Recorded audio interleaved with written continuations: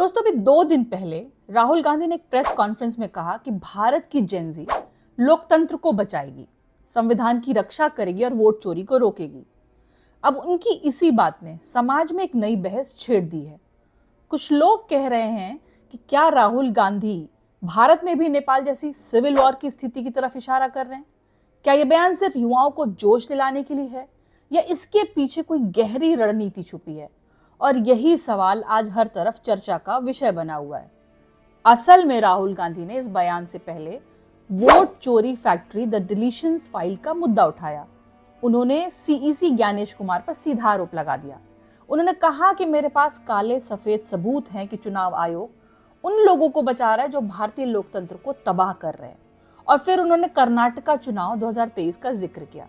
ये कहा कि मास डिलीशंस हुए, यानी हजारों वोटर्स के नाम लिस्ट से गायब कर दिए गए। अब यहाँ सोचने वाली बात है कि अगर वोटर लिस्ट ही साफ नहीं थी तो चुनाव कितना पारदर्शी रहा होगा। राहुल गांधी का यह भी दावा है कि ये कोई लोकल गड़बड़ी नहीं है, बल्कि ये सेंट्रलाइज सॉफ्टवेयर सिस्टम से हो रही गड़बड़ी है।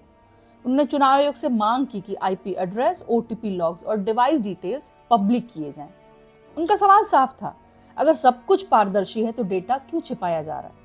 साथ ही उन्होंने चेतावनी भी दे डाली कि अगर हफ्ते भर में डेटा सामने नहीं आया तो साफ हो जाएगा कि चुनाव आयोग लोकतंत्र की रक्षा नहीं कर रहा है, बल्कि उसे खतरे में ही डाल रहा है।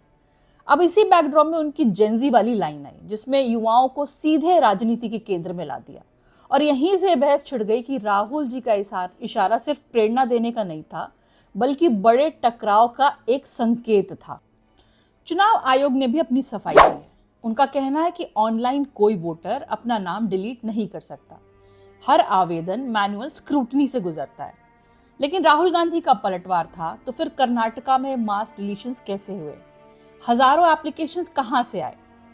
सोशल मीडिया पर यही बहस अब चर्चा में है कि राहुल गांधी ने जेंजी वाली लाइन बोली क्योंकि वो युवाओं का मनोबल बढ़ाने के लिए नहीं थी, वो वास्तव में राजनीति को एक नई दिशा देना चाहते हैं।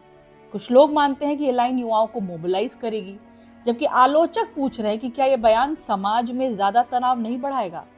तो दोस्तों, वोट चोरी फैक्ट्री का मामला सिर्फ वोटर लिस्ट की गड़बड़ी तक सीमित नहीं है। ये युवाओं के लोकतंत्र और भविष्य की राजनीति का सवाल बन चुका है। सच तो यह है कि लोकतंत्र तभी बचेगा जब हर वोट सुरक्षित होगा, हर युवा अपनी आवाज उठाएगा। और मेरा भी यही कहना है कि लोकतंत्र का भविष्य नेताओं के वादों में नहीं, बल्कि नई पीढ़ी की जागरूकता और साहस में छुपा है। क्या आप भी ऐसा मानते हैं? कमेंट करके जरूर बताइएगा।